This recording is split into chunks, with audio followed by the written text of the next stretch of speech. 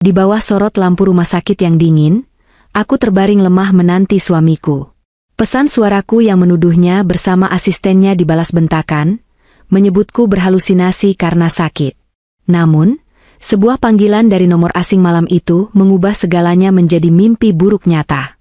Sebelum cerita dimulai, silakan tulis di kolom komentar dari daerah mana saja teman-teman yang menonton cerita ini.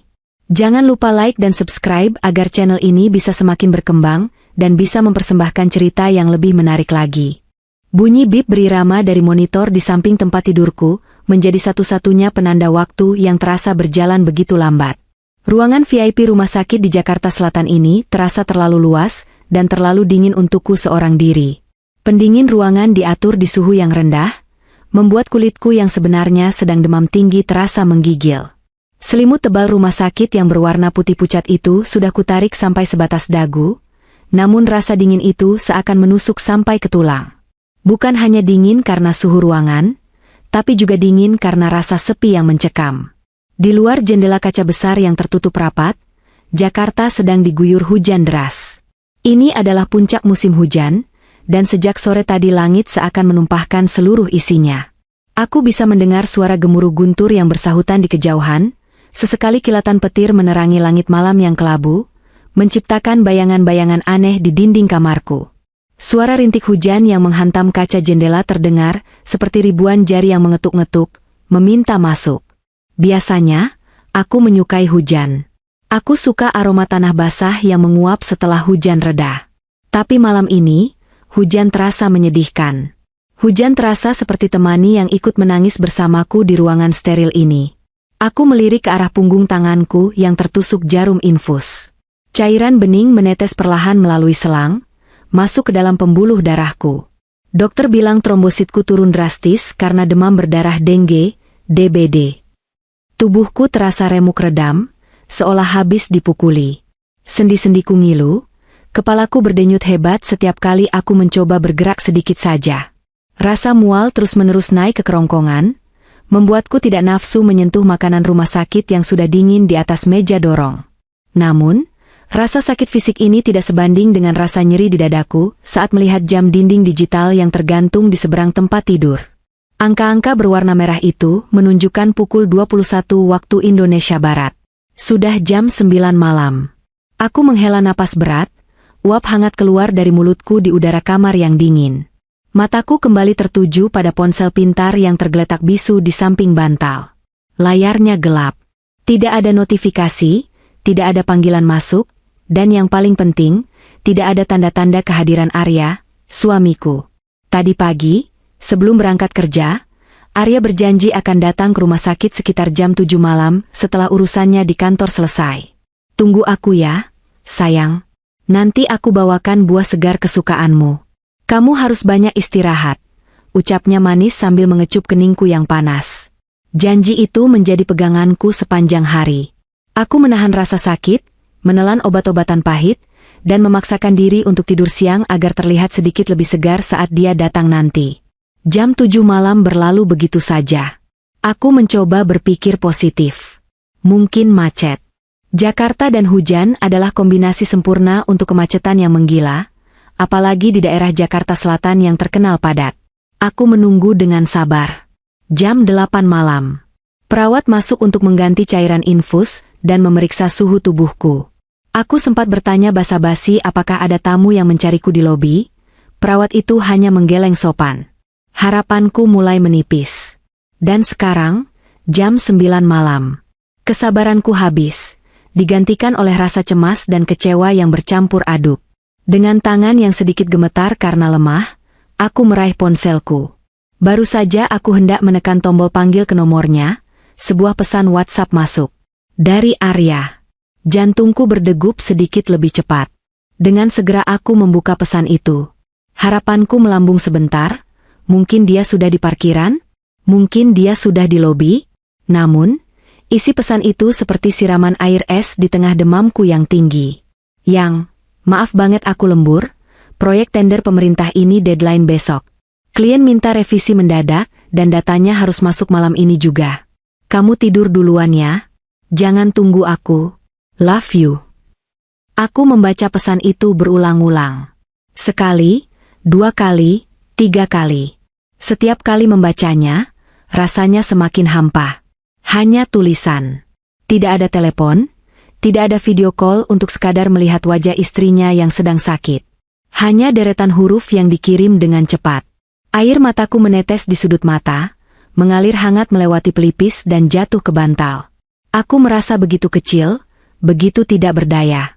Aku di sini, berjuang melawan virus yang menggerogoti tubuhku, sementara dia di luar sana, sibuk dengan dunianya. Aku tahu Arya adalah seorang manajer proyek yang sukses. Aku tahu pekerjaannya menuntut waktu dan dedikasi yang tinggi. Tender pemerintah memang bukan main-main, tekanannya besar. Selama 5 tahun pernikahan kami, aku selalu berusaha menjadi istri yang pengertian. Aku tidak pernah menuntut waktunya secara berlebihan. Aku selalu mendukung karirnya, menyiapkan keperluannya, dan memastikan rumah kami menjadi tempat istirahat yang nyaman baginya. Tapi malam ini berbeda. Malam ini aku sakit. Malam ini aku butuh dia. Bukan sebagai manajer proyek, tapi sebagai suamiku. Aku butuh genggaman tangannya. Aku butuh mendengar suaranya yang menenangkan, mengatakan bahwa semuanya akan baik-baik saja. Aku butuh kehadirannya secara fisik di sampingku, bukan hanya pesan singkat yang terasa dingin dan berjarak. Aku mencoba mengetik balasan. Jariku terasa kaku di atas layar ponsel. Iya, Mas. Nggak apa-apa. Kamu jangan lupa makan ya. Semangat kerjanya.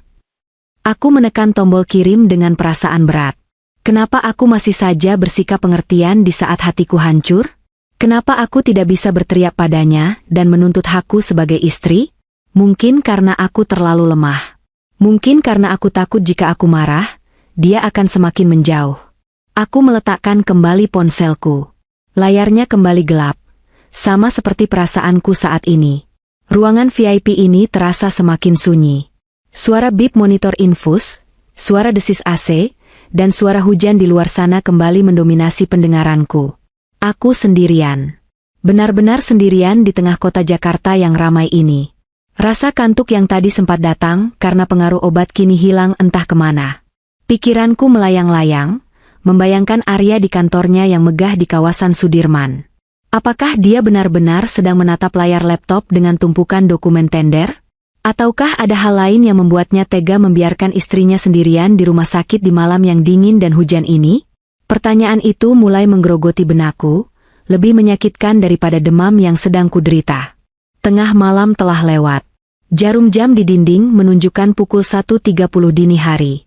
Rumah sakit telah jatuh ke dalam keheningan yang berbeda.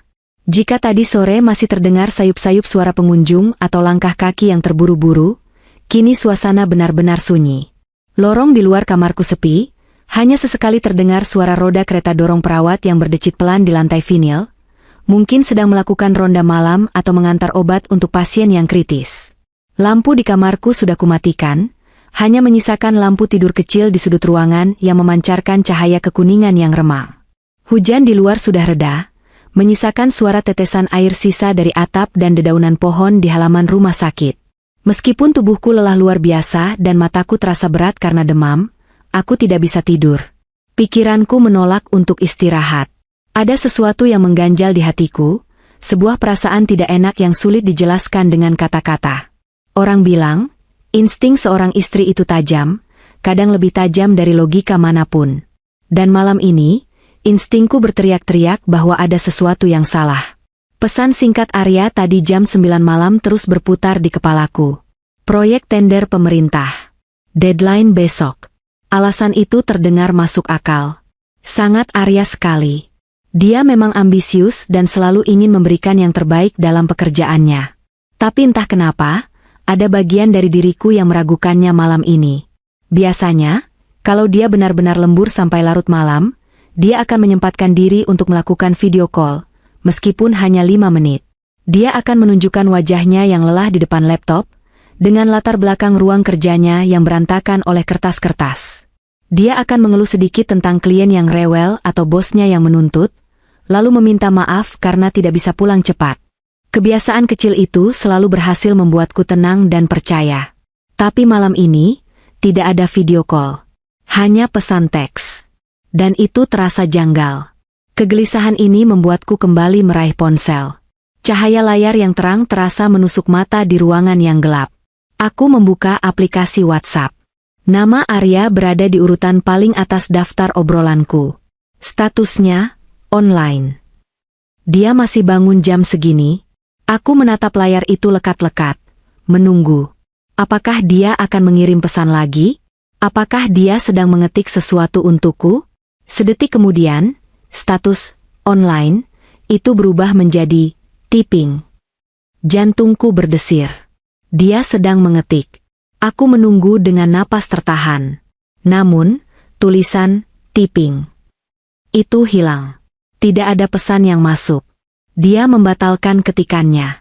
Apa yang ingin dia katakan? Kenapa dia ragu? Aku terus menatap layar obrolan kami. Dan kemudian, sesuatu yang aneh terjadi. Foto profil WhatsApp Arya, foto kami berdua saat liburan di Bali tahun lalu, di mana kami tersenyum bahagia dengan latar belakang pantai, tiba-tiba menghilang. Digantikan oleh gambar siluet abu-abu default dari WhatsApp. Aku mengernyitkan dahi. Kenapa foto profilnya hilang? Apa jaringanku yang bermasalah? Aku memeriksa sinyal Wi-Fi rumah sakit, penuh. Sinyal data selulerku juga 4G penuh. Sekitar 1 menit kemudian, foto profil itu muncul kembali. Foto yang sama. Perasaan curigaku semakin menebal. Aku bukan ahli teknologi, tapi aku sering membaca di artikel-artikel atau mendengar dari teman-teman, bahwa jika foto profil seseorang tiba-tiba hilang lalu muncul lagi dalam waktu singkat, itu bisa jadi tanda bahwa orang tersebut memblokir kita sementara, atau mengubah pengaturan privasi foto profilnya menjadi tidak ada yang bisa melihat untuk sesaat, lalu mengembalikannya lagi. Biasanya, orang melakukan itu jika mereka ingin menyembunyikan status online mereka dari orang tertentu saat sedang berkomunikasi intens dengan orang lain. Apakah Arya baru saja melakukannya padaku? Apakah dia sedang menyembunyikan fakta bahwa dia sedang online dari aku? Tapi untuk apa? Jika dia benar-benar sedang bekerja, dia tidak perlu menyembunyikan apapun. Keringat dingin mulai keluar di telapak tanganku. Aku mencoba menepis pikiran buruk itu. Nadia, kamu sedang sakit. Demam tinggi bisa membuatmu berpikir yang tidak-tidak. Jangan paranoid, bisikku pada diri sendiri. Tapi rasa penasaran dan curiga ini terlalu kuat untuk diabaikan. Aku butuh kepastian. Aku butuh sesuatu untuk menenangkan pikiranku yang semakin liar. Tiba-tiba aku teringat fitur berbagi lokasi, location sharing, di Google Maps. Kami berdua mengaktifkan fitur itu sejak lama. Awalnya, itu ideku, demi keamanan. Jika salah satu dari kami pulang larut malam atau pergi ke tempat baru, kami bisa saling memantau posisi masing-masing. Arya setuju-setuju saja saat itu. Dengan cepat aku keluar dari WhatsApp dan membuka aplikasi Google Maps. Aku mengetuk ikon profilku, lalu memilih menu, berbagi lokasi. Daftar nama muncul, dan nama Arya ada di sana. Aku menekan namanya. Peta Jakarta muncul di layar. Biasanya, akan ada ikon kecil bergambar foto profil Arya yang menunjukkan posisi terkininya secara real time. Namun kali ini, ikon itu tidak ada. Di bawah namanya, tertulis keterangan berwarna abu-abu, lokasi tidak diperbarui. Terakhir dilihat 4 jam yang lalu. Dan di bawahnya lagi ada keterangan tambahan, offline. Tanganku semakin gemetar. 4 jam yang lalu berarti sekitar jam setengah 10 malam. Itu tidak lama setelah dia mengirim pesan padaku. Kenapa lokasinya mati? Aku mencoba berpikir rasional lagi. Mungkin baterai ponselnya habis? Tapi itu tidak masuk akal. Dia bilang dia lembur di kantor. Di kantornya yang modern itu, colokan listrik ada di mana-mana. Dia selalu membawa charger dan power bank di tas kerjanya. Sangat kecil kemungkinan seorang Arya, manajer proyek yang hidupnya bergantung pada komunikasi, membiarkan ponselnya mati total saat sedang mengejar deadline penting. Alasan, hemat baterai, yang sering muncul di kepalaku jika dia mematikan lokasi, kini terasa sangat palsu. Jika dia di kantor, dia tidak perlu menghemat baterai. Lalu, di mana dia? Kenapa dia mematikan lokasinya tepat setelah bilang dia harus lembur? Kenapa ada gelagat aneh di WhatsApp-nya tadi? Malam semakin larut, dan rasa kantukku benar-benar hilang tak berbekas. Rasa sakit di tubuhku seolah terlupakan, digantikan oleh rasa sakit jenis lain yang mulai menjalar di dada, rasa sakit akibat benih-benih kecurigaan yang mulai tumbuh subur. Aku menatap peta Jakarta yang kosong di layarku, merasa bahwa suamiku sedang tersesat di suatu tempat di luar sana, di tempat yang sengaja dia sembunyikan dariku. Dan firasatku mengatakan, dia tidak sendirian. Cahaya matahari pagi yang malu-malu mencoba menembus tebalnya awan kelabu Jakarta, menyusup masuk melalui celah tirai jendela kamar rumah sakitku. Suasana pagi ini terasa suram, seolah alam semesta ikut merasakan mendung yang menggelayut di hatiku. Seorang perawat muda dengan senyum ramah yang terlatih baru saja keluar, setelah mengganti cairan infusku, dan meletakkan nampan sarapan di meja dorong. Di hadapanku kini tersaji semangkuk bubur ayam rumah sakit yang uapnya masih mengepul tipis. Aromanya hambar, hanya tercium bau beras rebus tanpa rempah yang menggugah selera. Di sebelahnya ada sepotong pepaya potong dan segelas air putih hangat. Aku mencoba menyuapkan 1 sendok bubur itu ke mulutku. Rasanya tawar, seolah lidahku sudah mati rasa. Setiap telanannya terasa berat, beradu dengan rasa mual yang masih setia bersarang di perutku akibat trombosit yang belum stabil. Setelah 3 suap, aku menyerah. Aku meletakkan sendok itu dengan denting pelan yang terdengar nyaring di kesunyian kamar. Aku kembali bersandar pada tumpukan bantal yang ditinggikan, menatap langit-langit kamar yang putih bersih tanpa noda. Pikiranku kembali melayang pada kejadian semalam. Pesan singkat Arya, profil WhatsApp yang sempat hilang, dan lokasi yang dimatikan. Semua itu berputar-putar di kepalaku seperti kaset rusak yang terus mengulang lagu sedih. Sejak semalam aku tidak bisa tidur nyenyak. Aku hanya terlelap ayam, bangun setiap kali mendengar suara langkah kaki di lorong, berharap itu Arya yang datang dengan wajah bersalah membawa buket bunga, atau setidaknya senyum penyesalan. Tapi sampai detik ini, pintu kamar itu tidak terbuka oleh sosoknya. Kebosanan dan kegelisahan adalah kombinasi yang berbahaya. Tangan kananku yang tidak diinfus kembali meraih ponsel. Tidak ada pesan baru dari Arya. Pesan terakhirku semalam yang menanyakan kabarnya pun hanya bercentang biru 2, tanpa balasan. Dibaca, tapi diabaikan. Rasa nyeri di dadaku kembali berdenyut. Untuk mengalihkan rasa sakit hati ini, aku membuka aplikasi Instagram. Mungkin melihat kehidupan orang lain bisa sedikit menghiburku, atau setidaknya membunuh waktu yang berjalan lambat ini. Beranda Instagramku penuh dengan foto-foto teman yang sedang liburan, video resep masakan viral, dan iklan produk kecantikan. Aku menggulir layar dengan tatapan kosong, memberikan like otomatis pada foto bayi sepupuku tanpa benar-benar memperhatikannya. Jemariku terhenti sejenak, lalu bergerak menuju kolom pencarian. Entah dorongan dari mana, aku tiba-tiba ingin mengecek akun teman-teman kantor Arya. Mungkin aku bisa menemukan petunjuk tentang proyek tender pemerintah yang katanya sedang mereka kerjakan mati-matian itu. Apakah mereka semua lembur?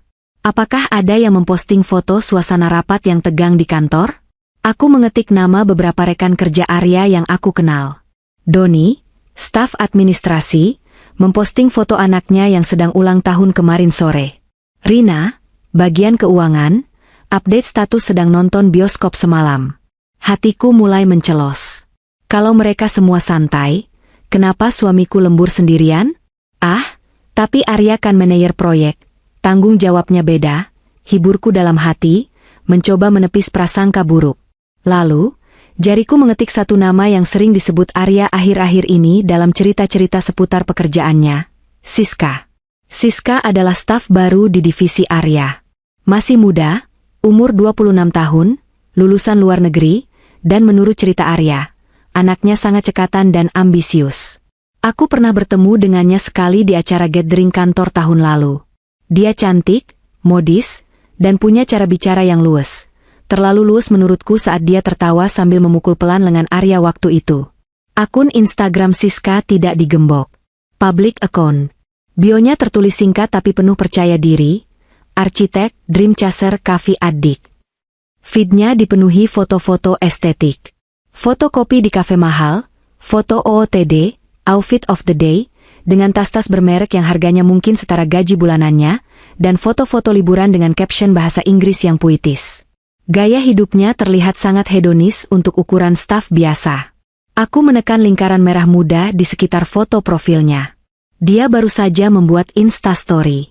Jantungku berdebar pelan saat lingkaran itu berputar loading. Story pertama, foto selfie di depan cermin toilet yang mewah, mungkin di sebuah mall atau hotel. Wajahnya dipoles make up flawless, rambutnya di-blow sempurna. Keterangan waktunya, 18 jam yang lalu. Story kedua, video pendek suasana jalanan Jakarta yang macet dari dalam mobil, diiringi lagu galau yang sedang hits. Keterangan waktunya, 10 jam yang lalu. Story ketiga, dan inilah yang membuat napasku tertahan. Keterangan waktunya tertulis, 6 jam yang lalu. Jika sekarang jam 8 pagi, berarti foto ini diunggah sekitar jam 2 dini hari. Saat itu, Arya bilang dia sedang sibuk-sibuknya mengejar deadline di kantor. Foto itu diambil dalam suasana pencahayaan minim, khas warung tenda pinggir jalan di malam hari. Objek utamanya adalah sepiring nasi goreng dengan porsi besar yang tampak berminyak dan menggoda, lengkap dengan sate kulit dan kerupuk yang menumpuk. Di latar belakang, terlihat spanduk kuning lusuh yang bertuliskan sebagian huruf, Reng Gila T. Aku tahu tempat ini. Ini adalah nasi goreng gila yang sangat terkenal di daerah Tebet, Jakarta Selatan. Tempat yang selalu ramai anak muda nongkrong sampai subuh. Tunggu dulu. Tebet? Kantor Arya ada di Sudirman. Jaraknya memang tidak terlalu jauh. Tapi untuk apa seseorang yang sedang dikejar deadline tender pemerintah yang super genting, pergi makan nasi goreng kaki lima di Tebet jam 2 pagi? Bukankah biasanya mereka akan pesan makanan online ke kantor, agar tidak membuang waktu? Tapi bukan nasi goreng itu yang membuat darahku berdesir hebat hingga ke ujung jari.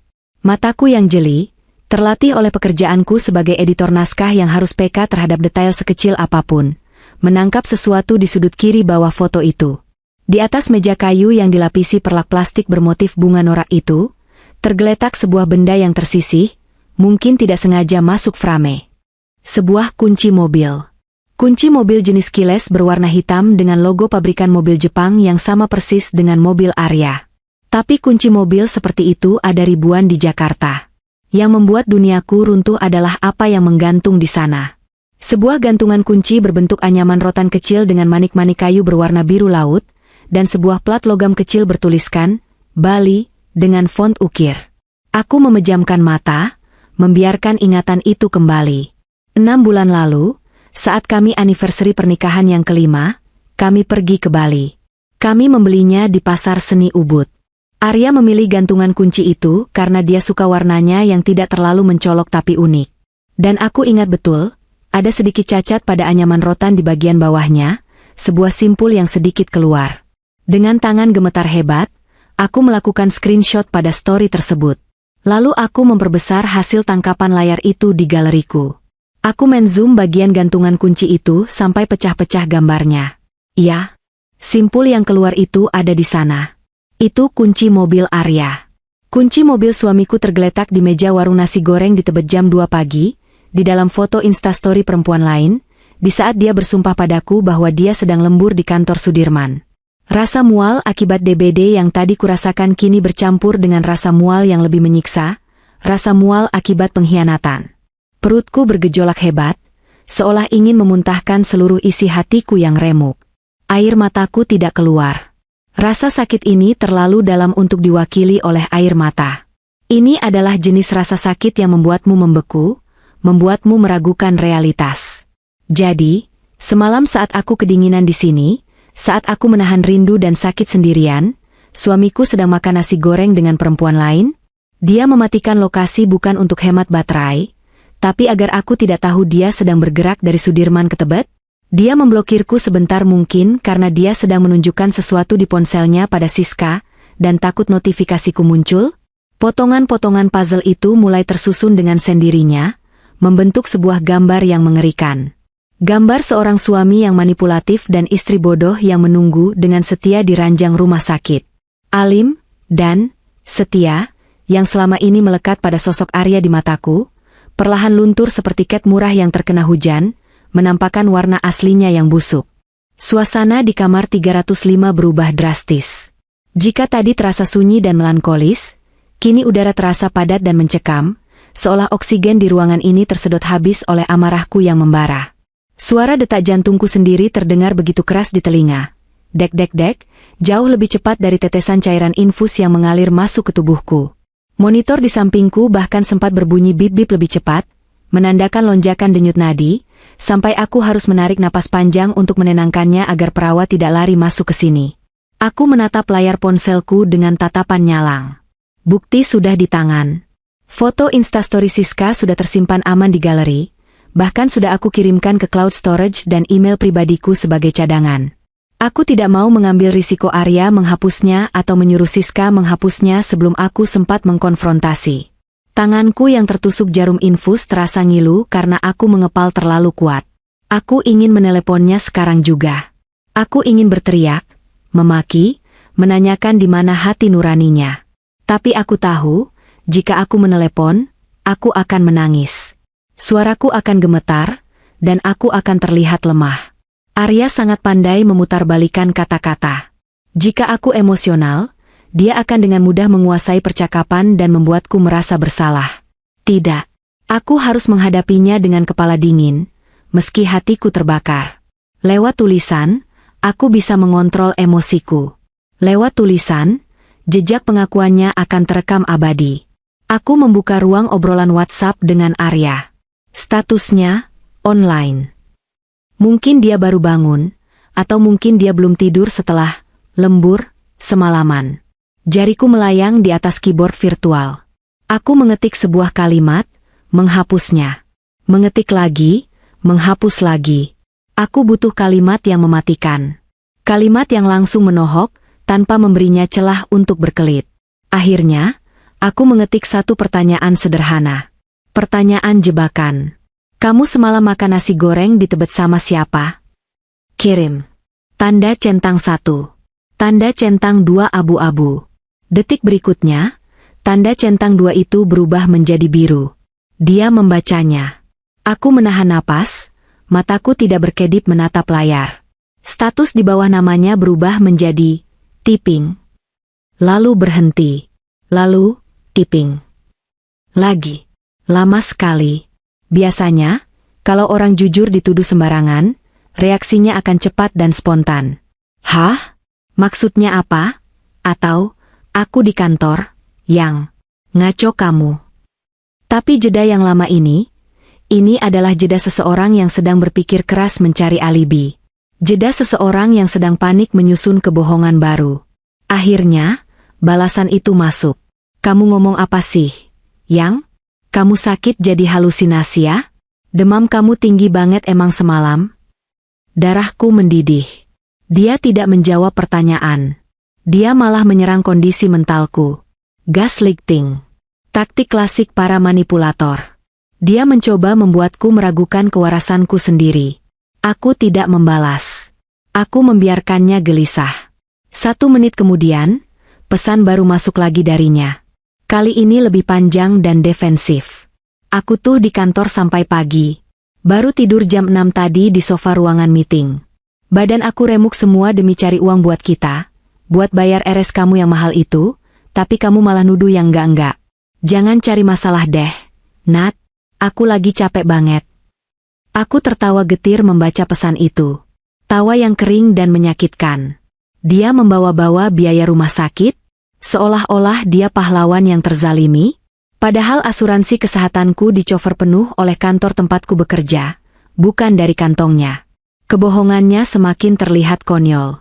Sikap defensifnya yang berlebihan ini justru menjadi konfirmasi mutlak bagiku. Dia tidak bertanya, kenapa kamu nanya gitu? Atau, siapa yang bilang? Dia langsung marah. Orang yang tidak bersalah biasanya bingung, bukan marah secara defensif. Dengan tangan yang masih gemetar menahan amarah, aku mengirimkan satu foto.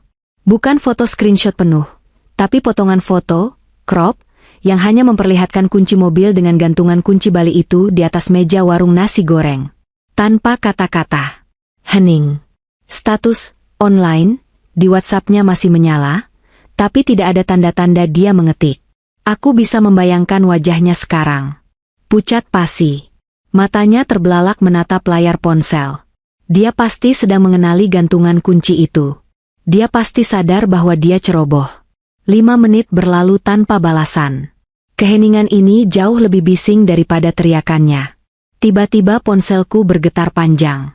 Panggilan masuk dari Hubi. Dia menelepon. Tentu saja. Dia panik dan ingin menjelaskan lewat suara, di mana dia bisa menggunakan nada bicaranya yang manipulatif untuk melunakkan hatiku. Dia tahu aku lemah kalau mendengar suaranya yang memelas. Aku menatap layar yang menampilkan nama dan fotonya. Tanganku terulur, tapi bukan untuk menggeser tombol hijau. Aku menekan tombol merah. Aku tidak mau mendengar suaranya sekarang. Aku butuh bukti tertulis. Aku mengetik lagi. Jangan telepon. Jelasin di sini. Itu kunci mobil kamu, kan? Gantungan kunci yang kita beli di Ubud. Ada cacat anyaman di bawahnya. Jangan bilang itu punya orang lain. Lagi-lagi dia mencoba menelepon. Aku tolak lagi. Akhirnya dia menyerah dan membalas chat. Nat, dengerin aku dulu. Itu salah paham. Aku emang keluar sebentar cari makan karena di kantor cateringnya udah tutup. Aku makan sama anak-anak kantor rame-rame. Siska emang ikut, tapi ada Doni, ada Rina juga. Kamu jangan cemburuan gitu dong. Bohong lagi. Tadi dia bilang dia di kantor sampai pagi, sekarang dia ngaku keluar makan. Ceritanya berubah dalam hitungan menit. Dan dia menyebut nama Siska sebelum aku menyebutnya. Goca. Oh, rame-rame? Tapi kok di story Siska cuma ada 1 piring lain di depannya? Dan kenapa harus bohong bilang di kantor terus kalau emang cuma makan rame-rame? Kenapa harus matiin lokation? Kenapa harus blokir foto profil sebentar? Aku memberondongnya dengan pertanyaan-pertanyaan yang selama ini kusimpan. Aku tidak lagi peduli dengan citra istri penurut.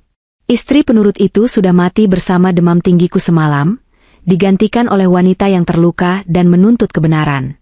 Kamu tuh bener-bener ya? Suami lagi kerja keras malah dicurigain kayak maling. Terserah kamu mau mikir apa. Aku mau lanjut kerja. Dia memutus percakapan. Melarikan diri. Taktik terakhir pengecut saat terpojok.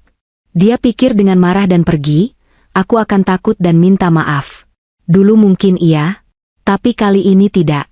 Aku meletakkan ponselku di dada, merasakan detak jantungku yang mulai melambat namun terasa berat. Air mata akhirnya menetes, bukan karena sedih, tapi karena marah. Marah pada diriku sendiri yang selama ini buta. Marah pada dia yang begitu tega. Konfrontasi ini membuka mataku lebar-lebar. Arya bukan hanya sekadar selingkuh makan malam. Reaksinya yang begitu panik dan defensif menyeratkan ada sesuatu yang lebih besar yang dia sembunyikan. Instingku mengatakan ini bukan sekadar romansa terlarang. Ada ketakutan dalam pesan-pesannya. Ketakutan yang bukan berasal dari takut ketahuan selingkuh, tapi takut akan sesuatu yang lain. Dan aku, Nadia, istri yang sedang terbaring lemah di kamar 305 ini, bersumpah akan mencari tahu apa itu. Aku akan mengumpulkan kepingan-kepingan kebusukan ini satu persatu. Jika dia pikir aku akan diam dan menangis di pojokan, dia salah besar. Sakit ini justru menjadi bahan bakarku. Di balik jendela rumah sakit yang masih basah oleh sisa hujan, aku menyusun rencana selanjutnya. Aku ingat aku punya satu senjata lagi yang belum aku gunakan, akses ke rekening kami. Matahari Jakarta bersinar terik setelah hujan badai semalam. Cahayanya yang menyilaukan menembus tirai tipis jendela kamar rawat inapku, menciptakan garis-garis cahaya yang tegas di lantai. Udara di luar sana pasti panas dan lembab, tipikal cuaca Jakarta yang sumuk setelah hujan, di mana uap air menguap kembali ke udara membawa debu dan polusi. Kontras sekali dengan suhu di dalam kamarku yang masih membeku di angka 20 derajat Celcius. Namun, panas yang sesungguhnya bukan berasal dari matahari di luar sana, melainkan dari kepalaku yang rasanya ingin meledak. Aku meletakkan ponsel yang terasa panas di genggaman. Layarnya sudah mati, tapi bayangan percakapan terakhirku dengan Arya masih terpatri jelas di retina. Dia kabur. Dia memilih untuk marah dan menghilang daripada memberikan penjelasan yang masuk akal. Sikap pengecutnya itu justru memantik api keberanian di dalam diriku yang selama ini padam oleh rasa hormat dan cinta. Dulu, aku selalu takut membuatnya marah. Aku takut jika aku terlalu banyak bertanya, dia akan merasa terkekang dan meninggalkanku. Betapa bodohnya aku. Ternyata, tanpa aku mengekangnya pun, dia sudah melangkah pergi jauh dari pernikahan ini. Jam dinding menunjukkan pukul 12 siang. Waktunya makan siang, tapi nampan berisi nasi tim dan sup ayam di meja dorong sama sekali tidak kugubris. Nafsu makanku hilang total, tergantikan oleh rasa lapar akan kebenaran. Aku butuh bukti yang lebih kuat. Foto kunci mobil di atas meja warung nasi goreng itu memang indikasi kuat, tapi Arya, dengan segala kelicikan lidahnya, masih bisa berkelit. Dia bisa bilang itu kunci mobil temannya yang kebetulan sama, atau dia bisa bilang dia hanya mampir sebentar sebelum balik ke kantor. Aku butuh bukti yang menyangkut pergerakan fisiknya. Sesuatu yang tidak bisa dibantah dengan alasan, kebetulan. Tiba-tiba, sebuah ingatan melintas di benakku seperti kilatan petir. Itol. Kami memiliki satu kartu itol utama yang selalu Arya gunakan di mobilnya. Kartu itu terhubung langsung dengan aplikasi mobile banking di ponselku, karena akulah yang biasanya melakukan top-up saldo setiap bulan. Dulu, kami sepakat menggunakan satu akun untuk memudahkan pencatatan pengeluaran rumah tangga. Arya, yang selalu mengaku gaptek dan malas mengurus hal-hal administratif, dengan senang hati menyerahkan urusan itu padaku. Biar ibu saja yang pegang kendali keuangannya, ayah percaya 100%. Katanya waktu itu dengan senyum manis yang kini terasa menjijikan jika diingat kembali. Kepercayaan itu, kepercayaan yang dia berikan padaku untuk mengelola keuangan, kini menjadi senjata makan tuan baginya. Dengan tangan yang masih terpasang selang infus, aku meraih kembali ponselku. Gerakanku sedikit terbatas dan nyeri, tapi adrenalin membuatku mengabaikan rasa sakit itu. Aku membuka aplikasi perbankan berwarna biru itu. Jantungku berdegup kencang saat menunggu proses loading. Logo bank berputar-putar di layar, seolah sedang mengejek ketidaksabaranku. Setelah beberapa detik yang terasa selamanya, halaman utama aplikasi terbuka.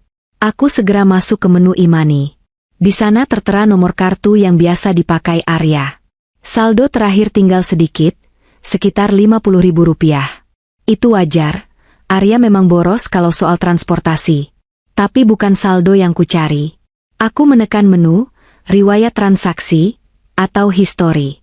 Jari telunjukku gemetar saat menggulir layar ke bawah, mencari tanggal hari kemarin dan hari ini. Mataku menyipit, meneliti setiap baris data yang muncul. Data perbankan tidak pernah berbohong. Mesin tidak punya perasaan, tidak punya niat untuk selingkuh, dan tidak bisa memanipulasi fakta. Dan di sanalah, kebenaran itu terpampang nyata, telanjang tanpa bisa ditutupi. Baris pertama yang menarik perhatianku adalah transaksi kemarin malam. Pukul 21.45 WIB, gerbang tol Kuningan 2, masuk. Ini sesuai. Kantor Arya memang di daerah Sudirman Kuningan. Jam segitu dia baru saja mengirim pesan padaku bilang mau lembur.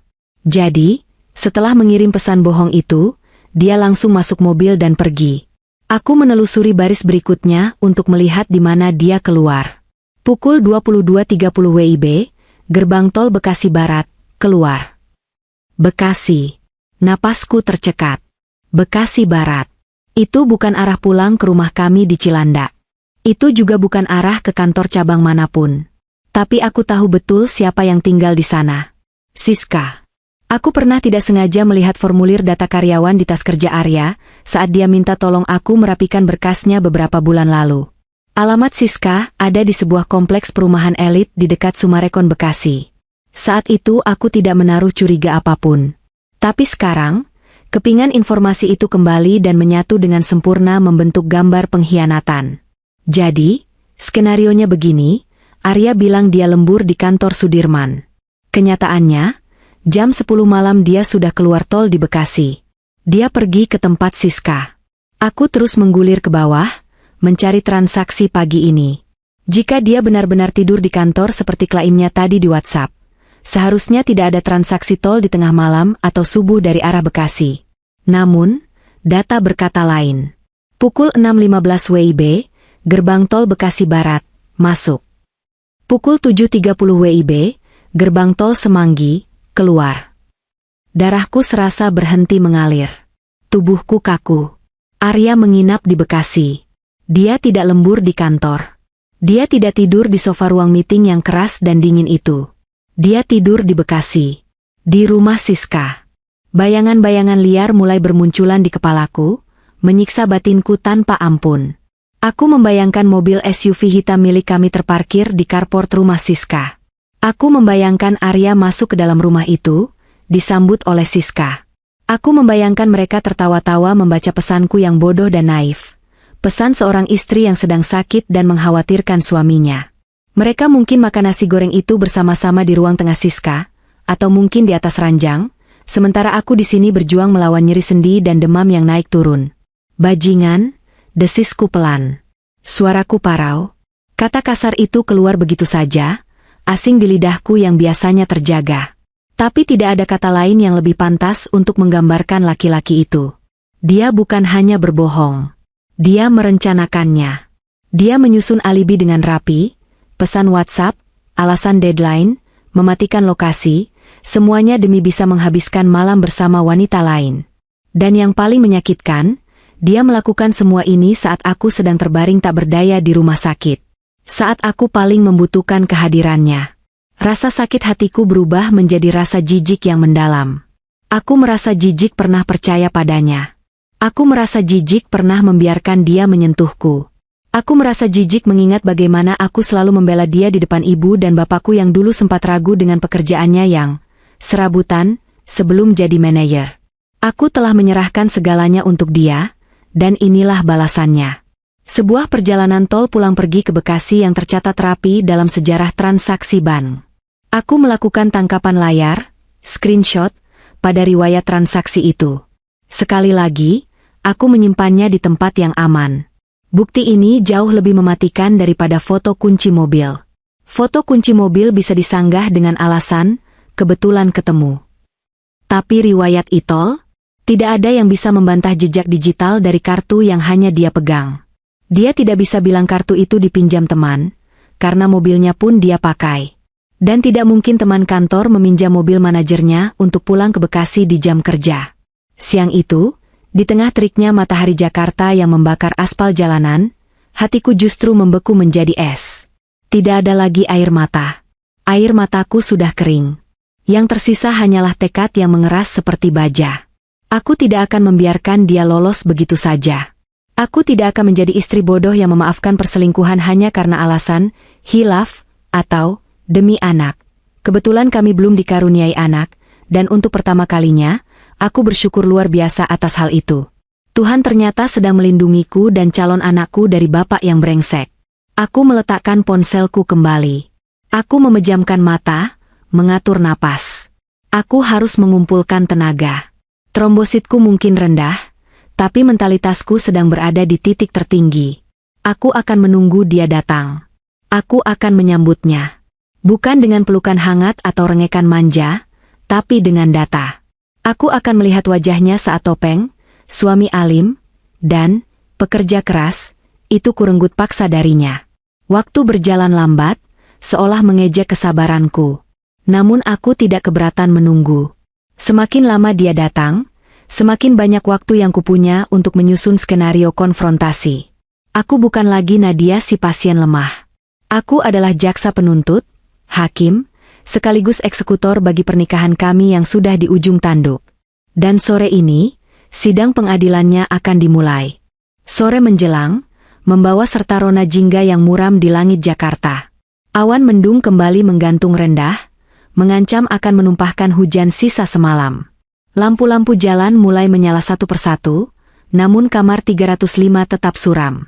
Aku sengaja tidak menyalakan lampu utama, membiarkan ruangan itu temaram, hanya diterangi cahaya dari luar jendela dan lampu indikator monitor medis. Suasana ini cocok untuk apa yang akan terjadi selanjutnya. Pukul 5 sore lebih 15 menit. Terdengar suara langkah kaki tergesa-gesa di lorong, berbeda dengan langkah kaki perawat yang ritmis dan tenang. Langkah ini berat, serampangan, dan penuh kepanikan. Pintu kamar didorong terbuka dengan kasar. Sosok itu muncul. Arya. Penampilannya jauh dari kata rapi. Kemeja kerja biru muda yang dipakainya tampak kusut di bagian punggung dan lengan, seolah dia sudah memakainya untuk tidur, yang mana aku tahu memang benar adanya. Rambutnya berantakan, wajahnya berminyak dan kusam. Ada lingkaran hitam di bawah matanya, bukan karena lembur kerja, Tapi mungkin karena kurang tidur akibat aktivitas di Bekasi atau rasa bersalah yang, semoga saja, mulai menghantuinya. Di tangannya, dia menenteng sebuah kantong plastik minimarket berisi beberapa butir apel dan jeruk. Pemandangan yang menyedihkan. Seorang suami datang menemui istrinya yang sakit parah hanya dengan membawa buah-buahan dari minimarket, dengan baju bekas kemarin, dan wajah penuh kepalsuan. Yang panggilnya dengan suara parau. Dia mencoba tersenyum, tapi senyum itu tidak mencapai matanya. Matanya bergerak gelisah, memindai ruangan, lalu memindai wajahku. Mungkin dia mencari tanda-tanda kemarahan meledak-ledak. Mungkin dia berharap aku sedang tidur. Aku tidak tidur. Aku duduk bersandar di tempat tidur, menatapnya lurus-lurus dengan tatapan datar. Dingin. Kosong.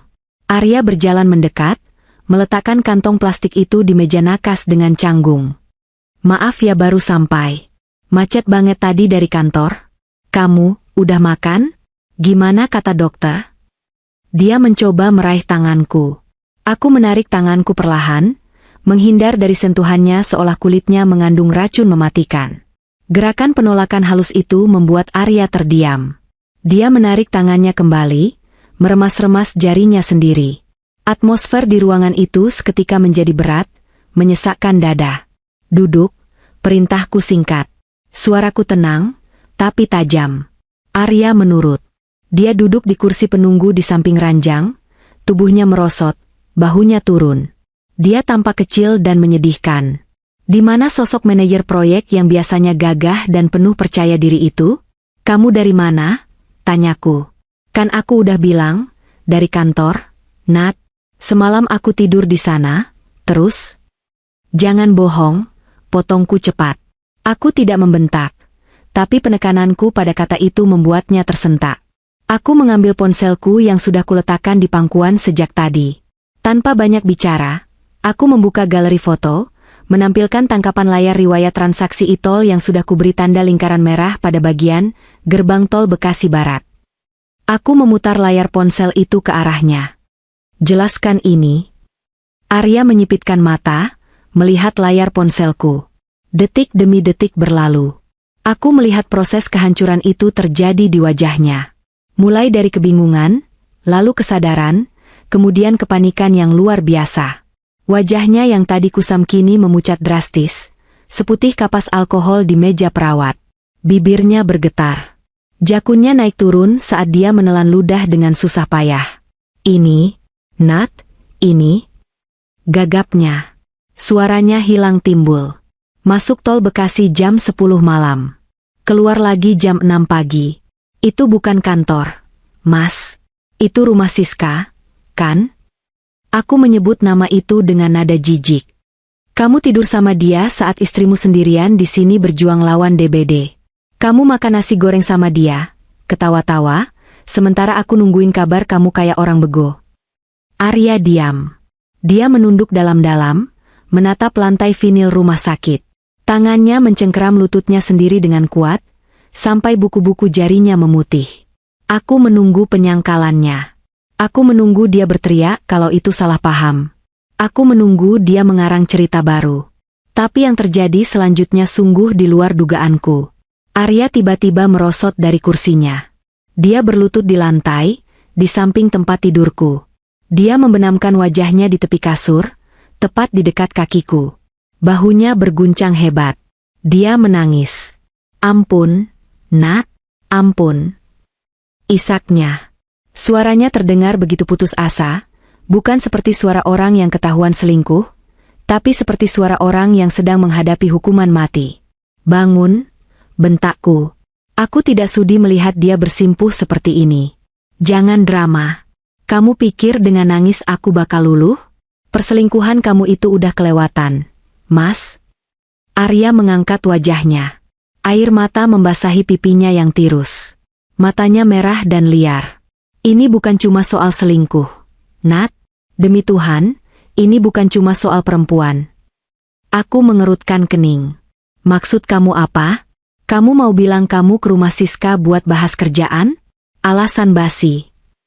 Iya, memang buat bahas kerjaan. Tapi bukan kerjaan yang kamu pikir. Arya berteriak frustrasi, lalu merendahkan suaranya lagi menjadi bisikan yang penuh ketakutan. Dia menoleh ke arah pintu kamar yang tertutup, seolah takut ada yang menguping. Kami lagi sembunyi, Nat. Sembunyi? Ulangku, bingung. Sembunyi dari siapa? Arya menarik napas panjang yang gemetar. Dia menatapku dengan tatapan memohon. Aku dan Siska, kami terlibat masalah di kantor. Ada dana proyek yang kami pakai. Duniaku serasa berhenti berputar. Korupsi? Suamiku korupsi? Dipakai? Maksud kamu digelapkan? Tanyaku pelan, tak percaya. Arya mengangguk lemah. Awalnya cuma pinjam sebentar. Nat, buat nutup kerugian aku main trading. Aku pikir aku bisa balikin untungnya cepat. Siska yang bantu palsukan laporannya karena dia pegang akses administrasi. Tapi pasarnya hancur. Nat, uangnya habis. Ludes. Aku ternganga. Mulutku terbuka tapi tidak ada suara yang keluar. Selama ini dia bilang bonus-bonus yang dia belikan tas, atau ajak aku makan enak itu hasil kerja kerasnya. Ternyata, hasil judi berkedok trading, dan dia memakai uang kantor? Berapa? Tanyaku dengan suara bergetar. 2 miliar, jawabnya lirih, nyaris tak terdengar. 2 miliar? Jeritku tertahan. Kepalaku pening seketika. Monitor infus berbunyi nyaring merespons lonjakan tekanan darahku. Audit internal mendadak datang kemarin lusa. Lanjut Arya cepat, air matanya semakin deras. Mereka mulai curiga. Kalau sampai besok laporannya nggak beres, kami bakal dilaporkan ke polisi. Dan bukan cuma itu, aku juga pinjam uang ke orang-orang berbahaya buat nambah modal trading biar bisa balikin uang kantor. Sekarang mereka ngejar aku, Nat, mereka tahu alamat rumah kita. Makanya aku nggak pulang. Aku ke rumah Siska karena rumah dia di perumahan yang penjagaannya ketat, dan dia juga panik karena dia ikut tanda tangan dokumen palsu itu. Aku menatap laki-laki di hadapanku ini dengan pandangan yang benar-benar baru. Dia bukan hanya suami yang tidak setia. Dia adalah seorang kriminal. Dia adalah penipu. Dia adalah pecundang yang mempertaruhkan hidupnya, karirnya, dan bahkan keselamatan keluarganya demi keserakahan sesaat. Rasa sakit hati karena diselingkuhi mendadak terasa kecil dibandingkan dengan kengerian yang baru saja dia ungkapkan. Dia tidak hanya menghancurkan hatiku, dia sedang menghancurkan hidup kami. Jadi, suaraku bergetar hebat, menahan amarah yang meledak-ledak. Kamu kesana bukan cuma buat tidur sama dia, tapi buat sekongkol nutupin kejahatan kalian? Kami panik, Nat. Kami butuh tempat aman buat mikir gimana cara balikin uang itu, katanya membela diri. Aku nggak selingkuh pakai hati, Nat. Siska itu cuma rekan, kami sama-sama kejebak. Tadi malam kami cuma butuh pelarian sesaat karena stres. Sumpah, Nat, aku cuma sayang sama kamu. Diam kamu, sentakku. Jangan bawa-bawa sayang. Orang sayang gak bakal bikin istrinya dalam bahaya kayak gini. Kamu sadar gak sih? Kamu dikejar debt collector? Dan kamu malah ninggalin aku sendirian di sini? Kalau mereka datang ke sini gimana, Mas? Wajah Arya semakin pucat. Dia sepertinya baru menyadari konsekuensi fatal dari tindakannya. Makanya aku datang sekarang, katanya terbata-bata. Dia meraih tanganku lagi, kali ini dengan cengkeraman yang kuat dan putus asa. Nat, kamu harus tolongin aku. Cuma kamu yang bisa tolongin aku sekarang. Tolongin apa? Tanyaku waspada. Perasaanku semakin tidak enak.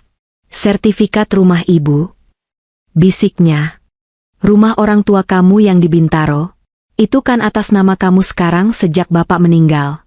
Kita bisa jaminkan itu sebentar ke bank, atau kita jual cepat. Buat tutupin uang kantor dulu supaya aku nggak dipenjara. Nanti aku ganti, Nat. Aku janji aku ganti. Aku bakal kerja keras seumur hidup buat ganti itu. Tolong, Nat. Kalau nggak, tamat riwayatku. Aku menatapnya dengan rasa tidak percaya yang memuncak. Dia, laki-laki yang sudah mengkhianatiku, membohongiku, dan menelantarkanku saat sakit. Kini dengan tanpa malunya meminta aku mengorbankan satu-satunya peninggalan almarhum bapakku demi menutupi kejahatannya dan selingkuhannya. Keluar, desisku. Nat, Tolong. Keluar, teriakku sekuat tenaga. Tenagaku yang tersisa kusemprotkan habis dalam teriakan itu. Aku melempar kantong plastik berisi buah yang dibawanya tadi tepat ke dadanya. Apel dan jeruk menggelinding berantakan di lantai. Pintu kamar terbuka. Seorang perawat dan security bergegas masuk dengan wajah panik. Ada apa, Bu? Bu Nadia kenapa? Aku menunjuk Arya dengan jari telunjuk yang gemetar hebat. Usir dia. Saya tidak kenal dia. Usir dia sekarang juga. Arya berdiri, wajahnya campuran antara ketakutan dan keputusasaan. Nat, jangan gini, Nat. Kita harus bicara. Waktuku nggak banyak. Bawa dia keluar, Pak. Dia mengganggu istirahat saya, perintahku pada security. Security bertubuh tegap itu memegang lengan Arya. Mari, Pak. Silakan keluar. Pasien butuh istirahat. Arya sempat memberontak sedikit. Matanya masih terkunci padaku. Nat, pikirin nasib aku. Pikirin nasib kita. Kalau aku di penjara, kamu juga bakal malu. Pintu tertutup, memisahkan kami. Suara teriakan Arya masih terdengar samar di lorong, sebelum akhirnya menghilang di telan jarak. Aku terengah-engah di tempat tidur. Dadaku sakit sekali. Air mata akhirnya tumpah ruah, membasahi bantal dan baju pasienku. Tubuhku menggigil bukan karena dingin, tapi karena ketakutan. Kita, kata dia, sudah tidak ada, kita.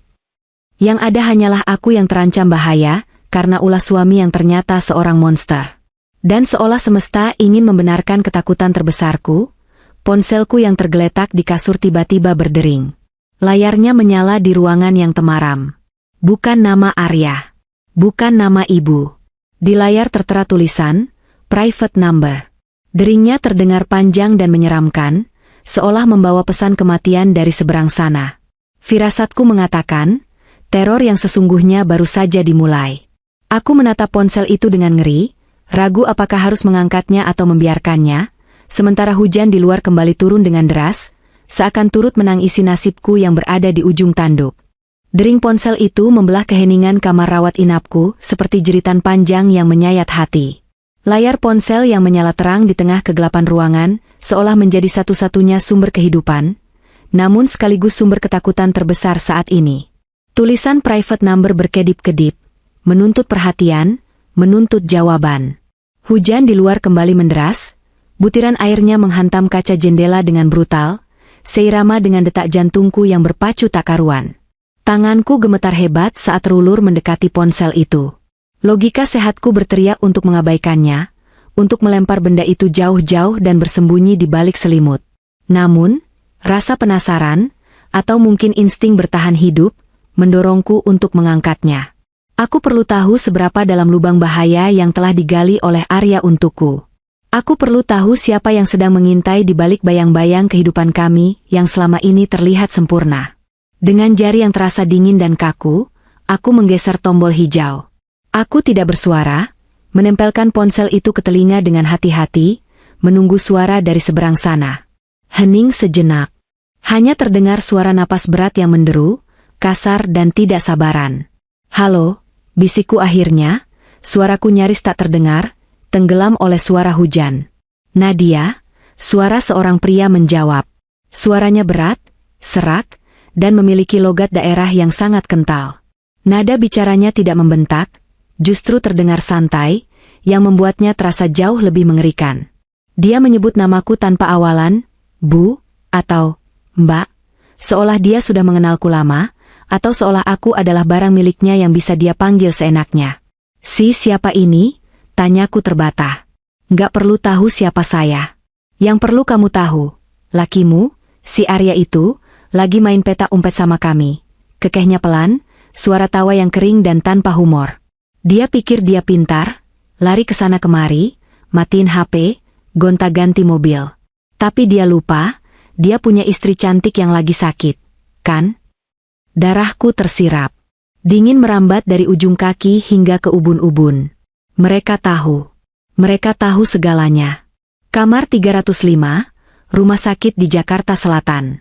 Lantai 3, pojok dekat Nurse Station. VIP, lanjut pria itu, membacakan posisiku dengan akurasi yang mematikan. Nyaman ya kamarnya? AC-nya dingin? Kasurnya empuk? Sayang kalau malam ini harus ada keributan di sana. Air mataku menetes, bukan karena sedih, tapi karena teror murni. Aku merasa telanjang. Dinding rumah sakit yang seharusnya melindungiku kini terasa setipis kertas. Keamanan yang kurasakan selama ini runtuh seketika. Apa mau kalian? Tanyaku, mencoba memberanikan diri meski suaraku bergetar hebat. Saya nggak tahu apa-apa soal urusan Arya. Saya cuma... Jangan pura-pura bego. Bentaknya tiba-tiba, suaranya menggelegar membuatku menjauhkan ponsel dari telinga. Lakimu itu maling. Dia ambil uang bos kami, dia juga utang bunga berbunga yang belum dibayar.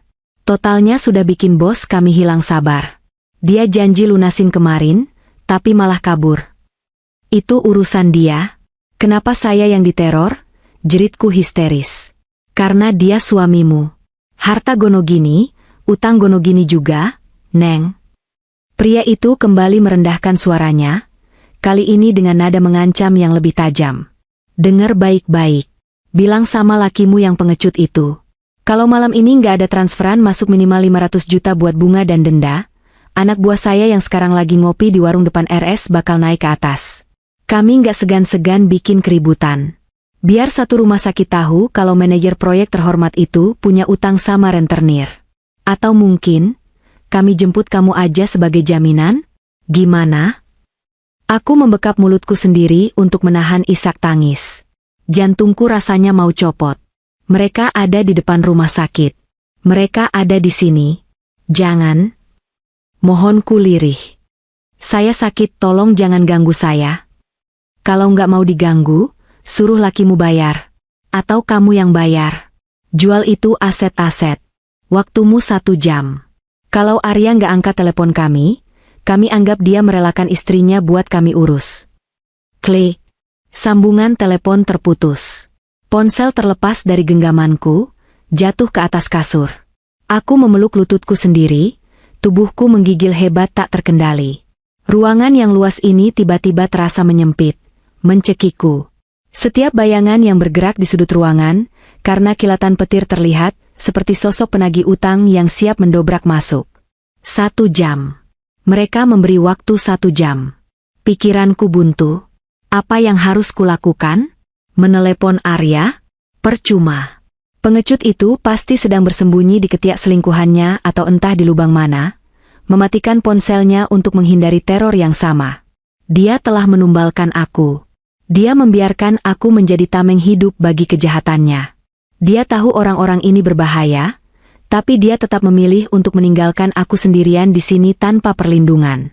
Rasa takut itu perlahan bermetamorfosis menjadi kemarahan yang luar biasa. Kemarahan pada Arya yang telah menyeret hidupku yang tenang ke dalam lumpur hitam dunia kriminal. Dia bukan hanya berselingkuh, dia telah menjual keselamatanku. Aku menekan tombol panggil perawat di samping tempat tidur berulang kali dengan panik. Tak lama kemudian, seorang perawat wanita masuk dengan wajah cemas.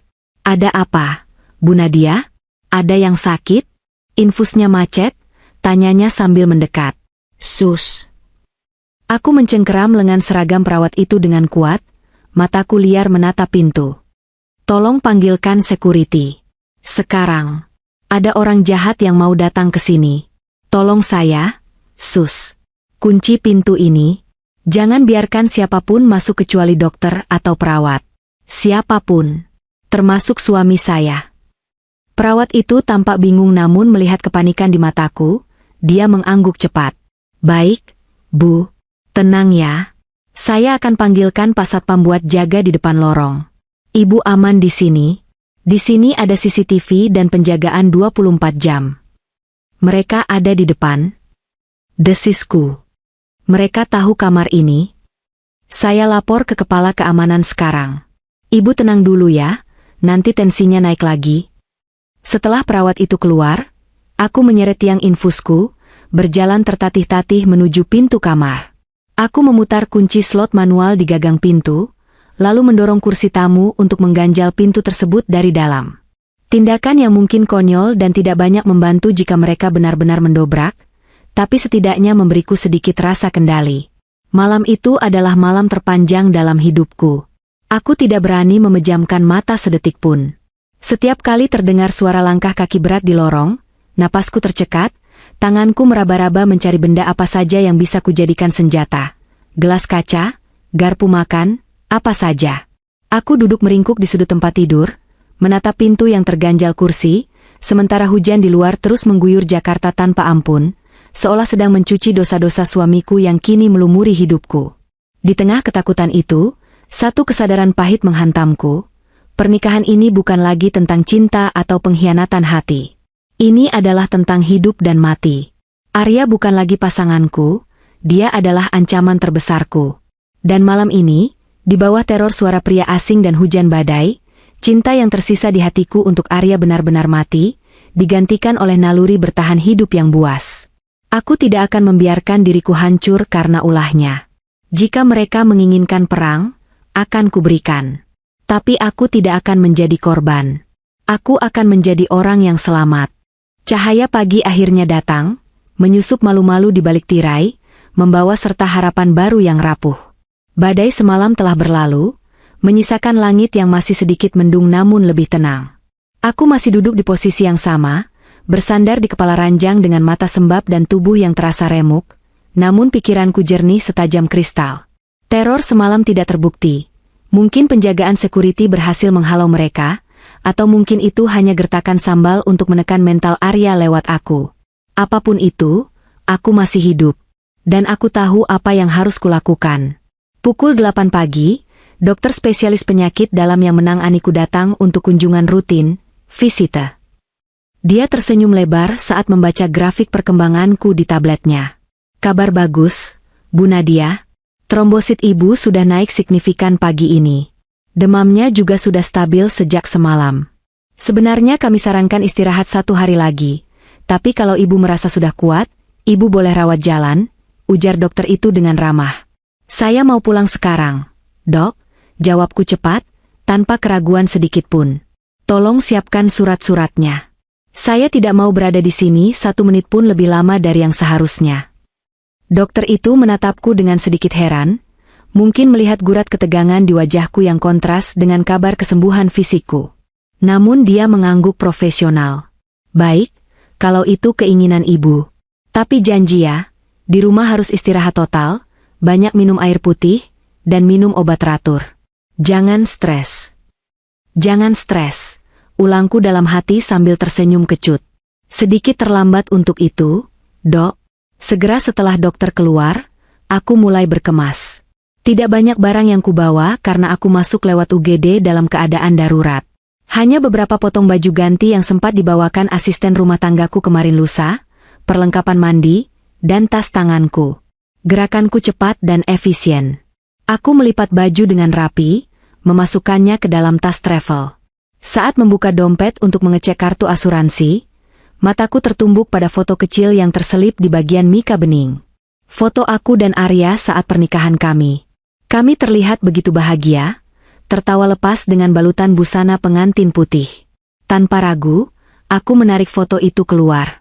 Aku menatap wajah Arya di foto itu, wajah yang dulu kupuja, kini terlihat seperti topeng iblis. Aku meremas foto itu hingga remuk, lalu melemparnya ke tempat sampah medis di sudut ruangan, bercampur dengan bekas perban dan kapas kotor. Tempat yang pantas untuk sebuah kenangan yang beracun. Proses administrasi kepulanganku bantu selesaikan lewat telepon ke bagian kasir. Memastikan semua tagihan tertanggung oleh asuransi kantorku sendiri, bukan asuransi tambahan dari kantor Arya. Aku ingin memutus semua ketergantungan finansial darinya. Setelah semuanya beres, aku mengganti baju pasienku dengan kemeja flanel dan celana panjang yang nyaman. Aku mematut diri di cermin kamar mandi. Wajahku masih pucat, lingkar mataku hitam, tubuhku sedikit kurus. Tapi di mataku, ada sorot nyalang yang belum pernah kulihat sebelumnya. Sorot mata seorang wanita yang sudah selesai dengan omong kosong. Aku keluar dari kamar 305, menyeret koper kecilku. Lorong rumah sakit terasa lebih panjang dari biasanya. Bau obat-obatan dan karbol lantai mengiringi langkahku. Aku sengaja meminta security untuk menemaniku sampai ke lobi, antisipasi jika orang-orang suruhan itu masih berkeliaran, atau lebih buruk lagi, jika Arya ada di sana. Dan benar saja. Sesampainya di lobi utama yang ramai oleh pengunjung, mataku langsung menangkap sosoknya. Arya berdiri di dekat pintu kaca otomatis, mondar-mandir seperti setrikaan rusak. Dia masih memakai baju yang sama dengan kemarin sore, kemeja biru yang kini sudah sangat kusut dan bau apek. Lengannya digulung asal-asalan. Rambutnya acak-acakan, wajahnya ditumbuhi brewok tipis yang tidak terawat. Dia tampak kacau, panik, dan menyedihkan. Begitu melihatku keluar dari lift didampingi security, matanya berbinar. Dia berlari kecil mendekatiku, mengabaikan tatapan orang-orang di lobi. "Nat, sayang," serunya dengan napas terengah. Dia mencoba meraih tanganku, tapi security di sebelahku dengan sigap pasang badan, menghalanginya. "Maaf, Pak. Jangan mendekat sembarangan," tegas security itu. "Ini istri saya, Pak." "Minggir," bentak Arya, lalu kembali menatapku dengan tatapan memelas yang dibuat-buat. "Nat, aku nungguin kamu dari subuh di parkiran. Aku nggak berani naik karena satpam melarang. Kamu nggak apa-apa kan? Mereka nggak apa-apain kamu kan semalam?" Aku memberi isyarat pada security untuk membiarkan dia bicara sebentar, tapi tetap menjaga jarak. Aku menatap Arya dari ujung kepala sampai ujung kaki. "Aku selamat, Arya." "Nggak berkat kamu," jawabku dingin. "Kamu biarkan mereka teror aku semalam. Kamu matikan HP kamu dan biarkan istrimu diancam dibunuh." Aku panik. "Nat, aku takut dilacak. Sumpah, aku nggak bermaksud." Arya mengacak rambutnya frustrasi. "Tapi sekarang kamu udah keluar, kan? Berarti kita bisa pergi. Ayo, kita ke notaris sekarang. Siska punya kenalan notaris yang bisa cairkan dana cepat dengan jaminan sertifikat rumah ibu kamu. Kita cuma butuh tanda tangan kamu, Nat. Please, ini demi keselamatan kita. Kalau utang lunas, kita bisa mulai lagi dari nol. Aku janji aku tobat." Aku tertawa. Tawa yang hambar dan pendek. Dia masih berpikir aku akan menyelamatkannya? Dia masih berpikir ada kata "kita"? Dia bahkan masih menyebut nama Siska, selingkuhannya yang juga partner kriminalnya, sebagai solusi? "Kamu dengar baik-baik, Arya," kataku pelan namun tegas, suaraku mengalahkan kebisingan lobi rumah sakit. "Mulai detik ini, tidak ada lagi kita." Rumah di Bintaro itu adalah hasil keringat darah almarhum bapak dan doa ibu. Sampai mati pun aku tidak akan membiarkan rumah itu dijual demi menutupi utang judimu dan korupsi selingkuhanmu. Wajah Arya berubah dari memelas menjadi horor. Tapi mereka bakal bunuh aku. "Nat, kamu tega lihat suami kamu mati atau di penjara? Kamu yang pilih jalan ini, kamu yang harus jalanin." Jawabku datar. "Aku sudah hubungi pengacara kantor pagi ini. Gugatan cerai akan dikirim ke alamat orang tuamu, karena aku yakin kamu nggak punya tempat tinggal tetap sekarang." "Nat, kamu gila ya?" Arya mulai berteriak, menarik perhatian seluruh lobi. "Istri macam apa kamu? Di saat suami susah malah ditinggal. Kamu harusnya berbakti."